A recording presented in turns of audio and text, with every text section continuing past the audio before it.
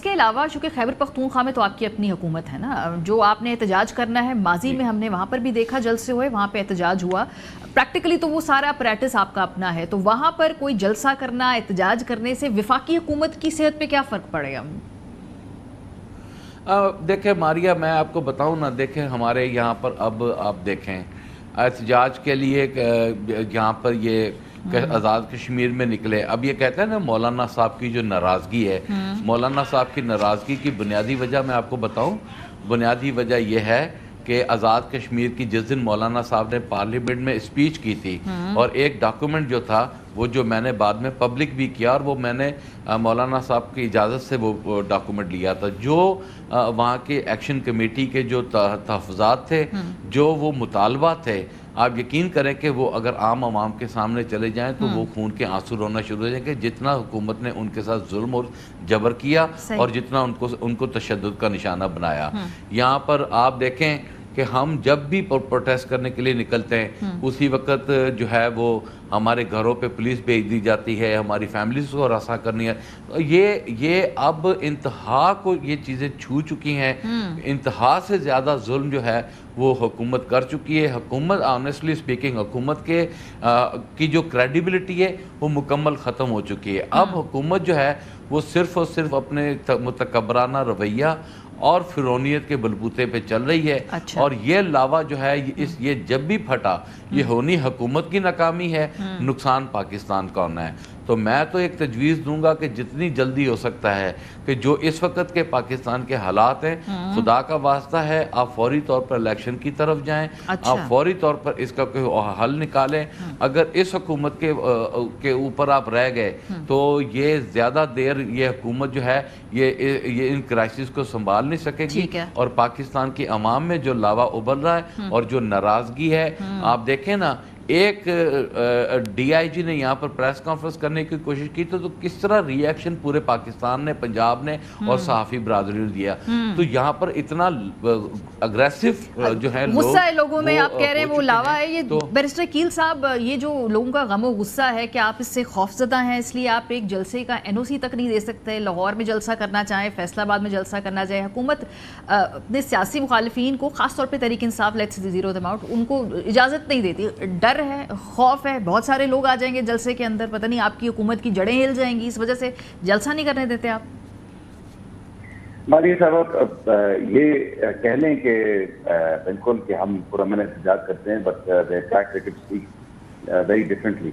اور میں یہ بھی آپ کو بتاؤں کہ جو جلاؤ گھراؤ کی سیاست، جو دھرنے کی اور پڑاؤ کی سیاست جس طرح انہوں نے کی ہے، جو اپنے ٹریک ریکارڈ سے ریفلیکٹ کیا ہے، عوام بالکل اس میں دلچسپی نہیں رکھتی اور بالکل عوام نہ اس میں شرکت کرنا چاہتی ہے اور نہ آنا چاہتی ہے. یہ پہلے بھی کہتے تھے 10,000 بندہ وڈالہ لے کے آئیں گے، لیکن کیا وہ 10,000 لوگ آئے نہیں.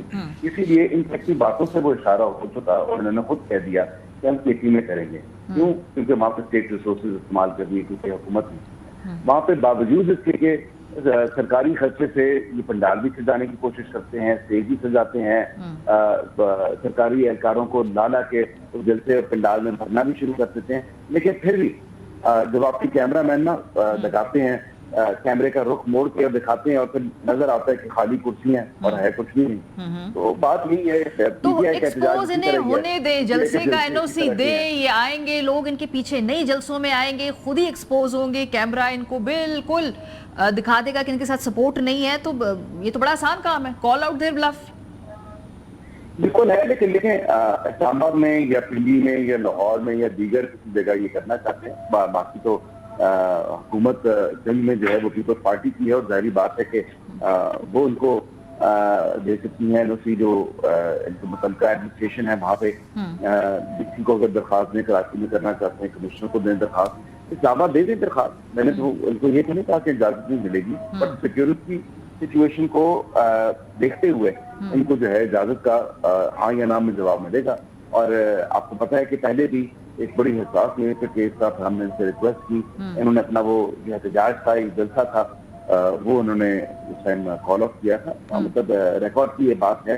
میں آپ کو یہ ضرور کہہ سکتا ہوں کہ درخواست تو دیں، درخواست دینے سے پہلے ہی کہہ رہے ہیں کہ ہم کیسی میں جا کے کریں گے، تو پھر نیت تو آپ کے سامنے واضح ہو چکی ہے. درخواست میں دیں. جی ڈاکٹر صاحب درخواستیں وغیرہ آپ نے دے دی ہیں جلسے کرنے کے لیے؟ وہ عدالت پہ زیادہ اکتفا ہے آپ کا؟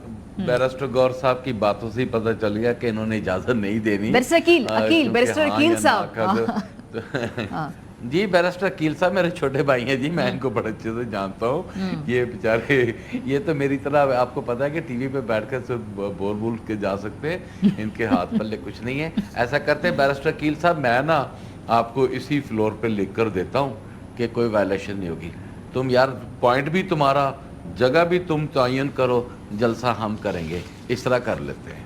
میں آپ کو لکھ کر دیتا ہوں کہ کوئی وائلیشن نہیں ہوگی. صاحب جو ہیں ہمارے کولیگ ایم این اے آپ کے پارٹی سے, وہ ایک آفر دے چکے ہیں مجھے پچھلے اس ہفتے.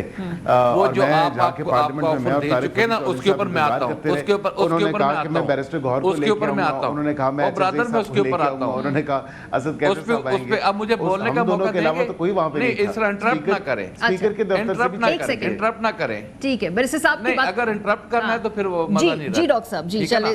وہ جو آفر آپ نے جس آفر کا وہ جو آپ بات کر رہے ہیں نا, وہ مجھے معلوم ہے اس پروگرام کا. اگر تو حکومت یہ سمجھتی ہے کہ جی ڈائیلاگ جو ہونے ہیں وہ صرف اور صرف اسپیکر صاحب کے چیمبر میں یا اسپیکر صاحب کی معاونت میں ہونے ہیں, تو پھر تو بیرسٹر یہ ڈائیلاگ نہیں ہو رہے. کیونکہ اگر آپ, میں دیکھیں اسپیکر صاحب کی انتہا سے زیادہ عزت کرتا ہوں. ہمارے کسٹوڈین آف دا ہاؤس ہیں, ہم ان کی رسپیکٹ کرتے ہیں. ہمارے 10 اراکین گرفتار ہوئے پارلیمنٹ ہاؤس کے اندر سے, اس کی ایک کمیٹی بنی جو آئین کے تحفظ کے حوالے سے وہ کمیٹی بنی تھی. آپ ایسا کریں کہ اگر اتنی کریڈیبلٹی اسپیکر آفس کی ہے نا, اگر آپ دعوے دار ہیں, تو آپ ایسا کریں ان 10 اراکین کی جو کمیٹی بنائی تھی اس کا فیصلہ سامنے لے آئے. ہم سمجھیں گے کہ یار اسپیکر ہاؤس کی بہت چلتی ہے, لہٰذا ہمیں یہ ان کی آفر قبول ہے.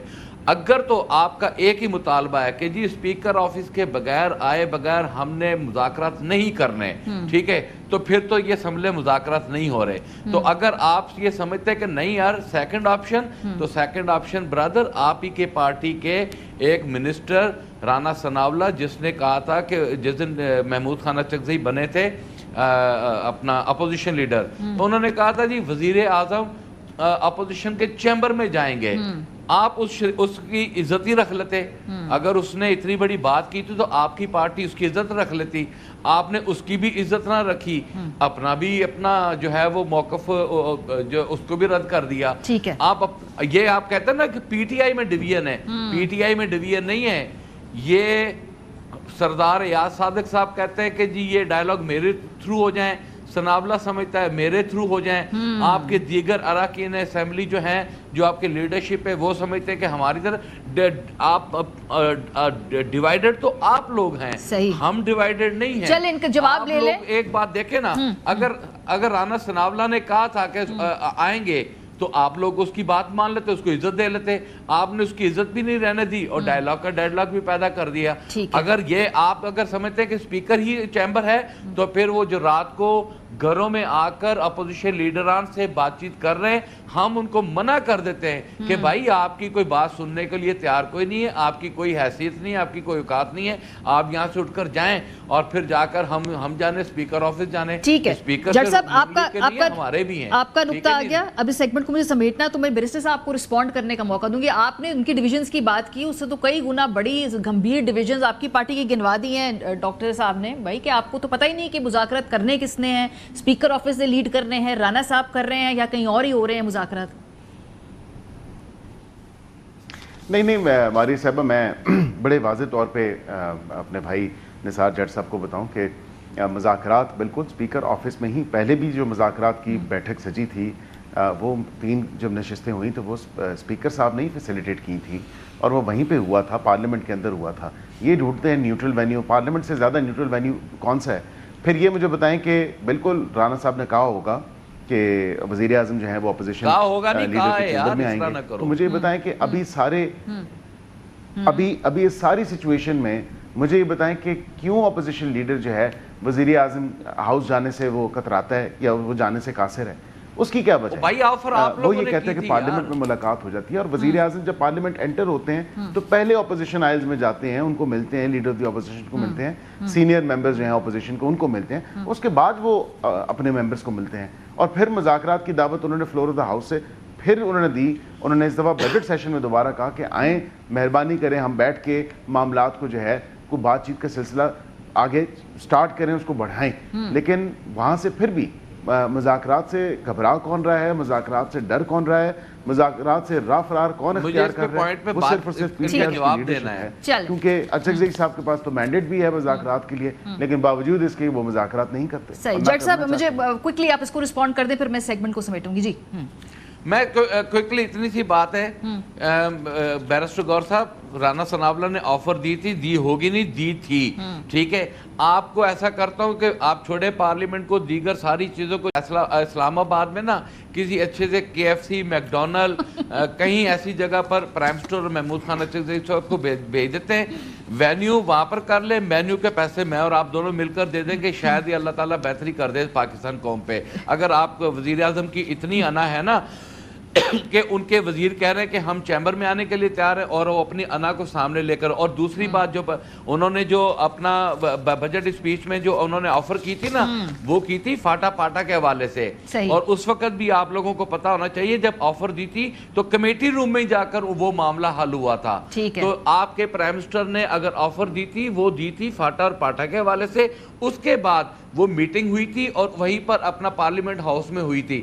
یہ آپ لوگ بھاگنے کے راستے اختیار کر رہے ہیں، کبھی آپ بیرسٹر صاحب اپنا، کبھی آپ اسپیکر صاحب کو ہٹا دیتے ہیں، کبھی ان کو سامنے لے آتے ہیں، کبھی کہتے ہیں جی اس وقت انہوں نے یہ کہا، اس وقت کسی نے کچھ بھی کہا، دفعہ ہمارے ساری باتوں کو آ جائیں میک ڈونلڈ پہ بیٹھ کے بات کر لیں۔ پولیٹیکل انٹینٹ ہو تو بھائی کیا کیا نہیں ہوتا اس ملک کے اندر، جب ترامیم پاس ہونی ہوتی ہے تو کس کس لیول پہ کنسنسس نہیں کیا اس ملک میں مختلف سیاسی جماعتوں نے۔ بہت شکریہ دونوں حضرات کا۔ بریک پہ جائیں گے واپس۔ دنیا بھر میں مختلف ممالک ابھی سوچ رہے ہیں کہ 16 سال سے کم عمر بچوں کے لیے سوشل میڈیا کے استعمال کو لمٹ کیا جائے۔ پاکستان میں بھی یہ تجویز آئی ہے۔ پنجاب سے سب سے پہلے پروگرام کے آخری حصے میں اس پہ بات کریں گے ہمارے ساتھ۔